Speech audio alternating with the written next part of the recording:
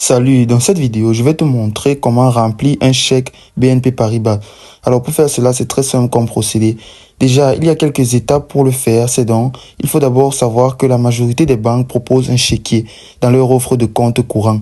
Avec l'avènement des moyens de paiement dématérialisés, le paiement par chèque aujourd'hui est de moins en moins utilisé de nos jours.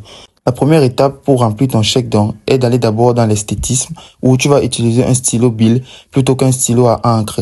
Et l'écriture de ce dernier peut baver et peut être effacée avec un stylo effaçable. Il ne faut faire aucune rature ni surcharge. Il est important de remplir le talon du chèque en indiquant le montant, la date et le destinataire. Puis, tu ne dois pas signer le chèque avant de l'avoir totalement rédigé, car en cas de perte, un chèque en blanc peut être rempli avec une écriture différente du détenteur du compte sans que cela remette en cause sa validité. Et il faut aussi faire un chèque en dehors de la zone euro. Et aussi, faire un chèque en dehors de la zone euro n'est pas interdit, mais cependant, certaines banques peuvent utiliser ou appliquer des frais bancaires. Une autre option aussi est d'éviter de rédiger un chèque sans préciser le nom du bénéficiaire, car en cas de perte de ton chèque, n'importe quelle personne peut encaisser ton chèque. Et en écrivant aussi le montant des chiffres en précisant les centimes, même si le montant du chèque est un chiffre de 150 euros rond pour 150,00.